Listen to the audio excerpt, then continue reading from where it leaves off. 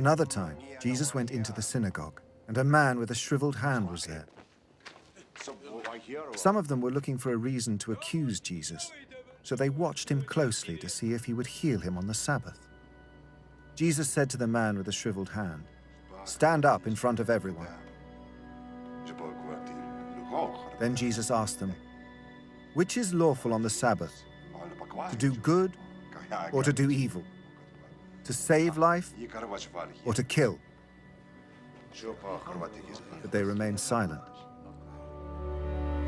He looked around at them in anger and, deeply distressed at their stubborn hearts, said to the man, "Stretch out your hand." He stretched it out, and his hand was completely restored. Then the Pharisees went out and began to plot with the Herodians how they might kill Jesus. Jesus withdrew with his disciples to the lake, and a large crowd from Galilee followed. When they heard about all he was doing, many people came to him from Judea, Jerusalem, Idumea, and the regions across the Jordan and around Tyre and Sidon. Because of the crowd, he told his disciples to have a small boat ready for him, to keep the people from crowding him, for he had healed many, so that those with diseases were pushing forward to touch him. Whenever the impure spirits saw him, they fell down before him and cried out, "You are the Son of God." But he gave them strict orders not to tell others about him.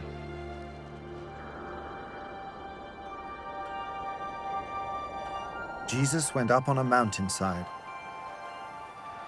and called to him those he wanted, and they came to him. He appointed 12 that they might be with him and that he might send them out to preach and to have authority to drive out demons.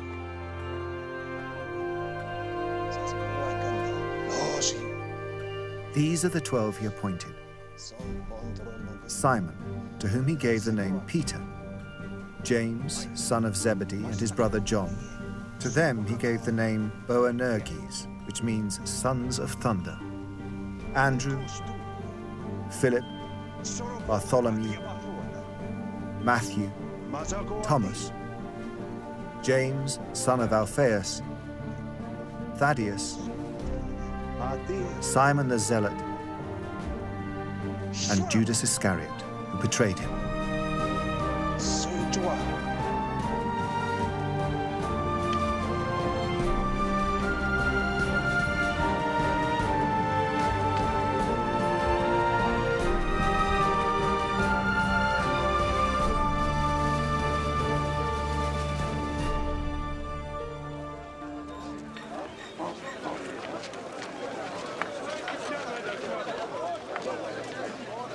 Then Jesus entered a house, and again a crowd gathered, so that he and his disciples were not even able to eat. When his family heard about this, they went to take charge of him, for they said, "He is out of his mind."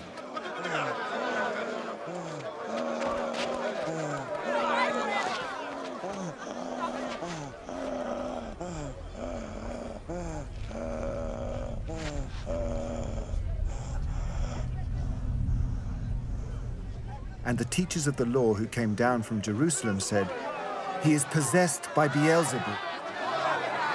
By the prince of demons, he is driving out demons." So Jesus called them over to him and began to speak to them in parables.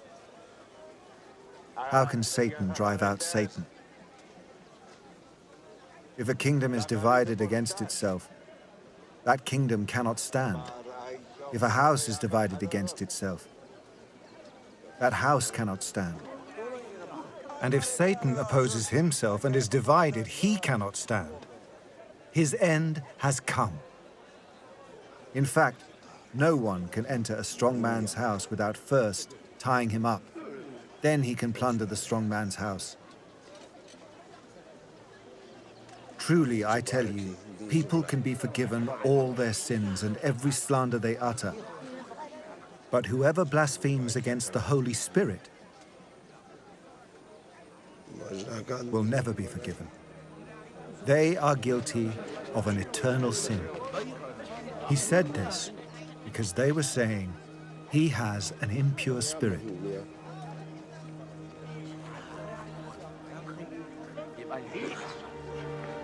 Then Jesus' mother and brothers arrived. Standing outside, they sent someone in to call him.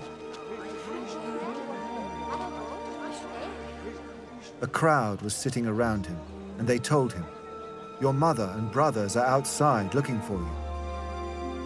"Who are my mother and my brothers?" he asked.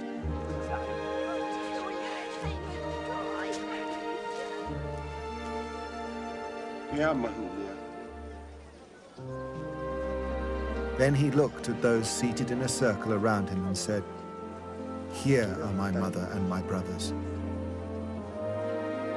Whoever does God's will is my brother and sister and mother."